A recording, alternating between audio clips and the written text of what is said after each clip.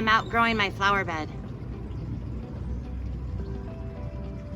It doesn't fit anymore.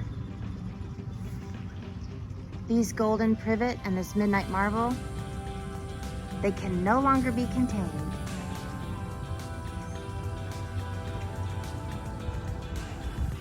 I knew the day would come when I would have to extend my flower bed back here along the back fence and fill in a few things in this center bed here.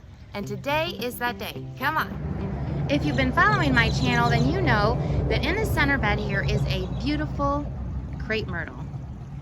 And you know that it's struggled to get tall enough to arch over the fence and connect these two beds, visually speaking.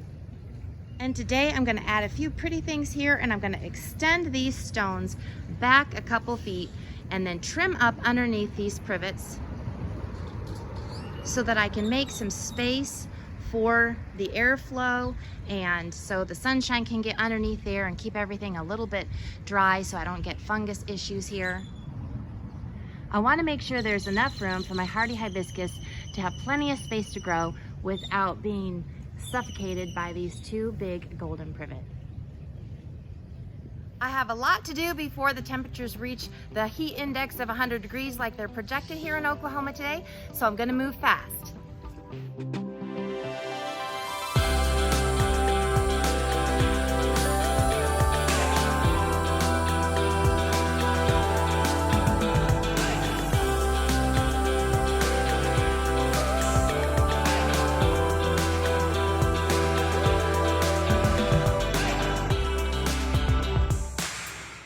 Well, that was kind of miserable, very, very hot, but I got the blocks, the landscape blocks, moved back away from the fence to give my flower garden another foot or two of space. I'll show you how that looks. Pulling the landscape rocks out away from the flower bed that I had, about a foot or two, was just about right, because that allows the golden privet and the hibiscus to stay inside the flower bed as it grows. I'm still going to prune up underneath the golden privet. But first, I want to plant these fantastic plants that I have in my center bed. Today, I'm going to be using my clearance plants, Crimson Pygmy, Barberry, baby Gem Boxwood, a couple of these guys, and one of my favorite coneflowers, Pow Wow White. And the main attraction here, the center of the flower bed, is this fantastic guy here, Daub's Frosted Juniper. It'll stay very close to the ground so it won't get overwhelming. It can handle a lot of hot sunshine and heat. I'll have the Frosted Juniper and the boxwoods here during the winter when nothing else is in bloom, and everything else you see here are mums.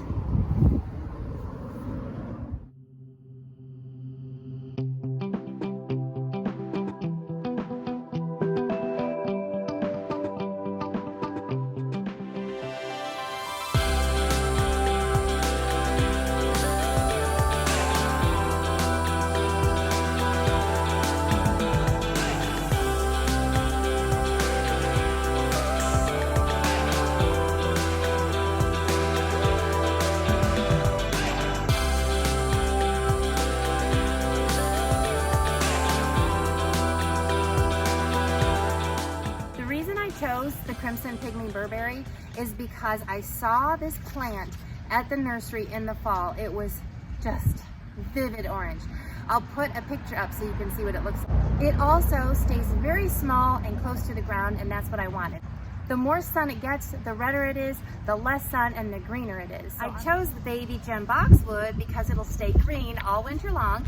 It's a beautiful color green. I think it'll look really nice with the yellow and the reds.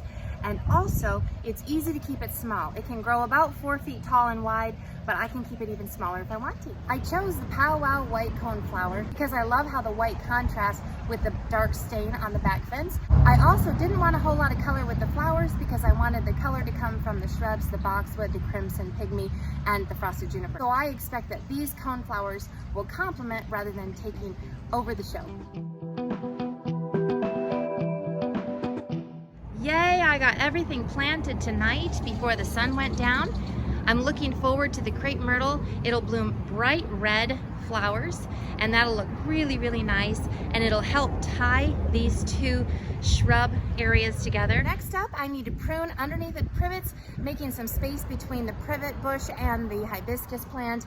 I need to get started soon because the darker it is, the more chance there might be snakes under there, and I don't like snakes.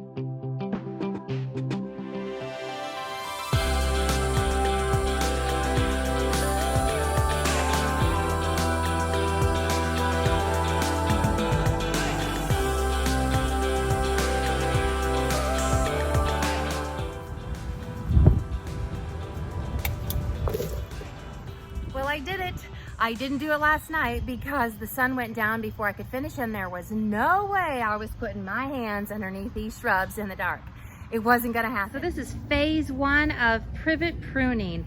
This is the first phase. I'll get over here out of the sun so you can see. I really was heavy-handed on these privets. I wanted to prune them really well so that the sunshine could get underneath there. And so my hibiscus was not fighting for space. These are privets, so they will grow really fast. If we decide we'd like to have them more full on the bottom, it'll be really easy to let them just fill out a little bit. We still have that pretty yellow foliage on top, but now we have some space underneath. That'll be really nice when I want to plant more plants.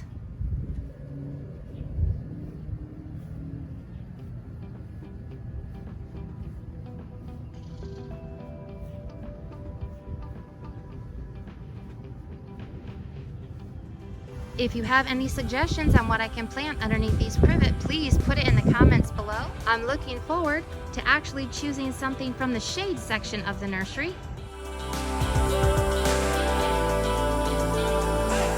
Well, this was quite a project. It was a 2-day project on the hottest weekend we've had so far. The heat index has been over 100 degrees here in Oklahoma. Thank you for joining me today. Make sure you subscribe and follow along because next you get to find out where I'm going to plant these Sunshine Ligustrum, my absolutely favorite shrub. I haven't had room for it until now. Now I do. Where do you think I'm gonna plant it? I'll see you back here. Favorite hobby gardener.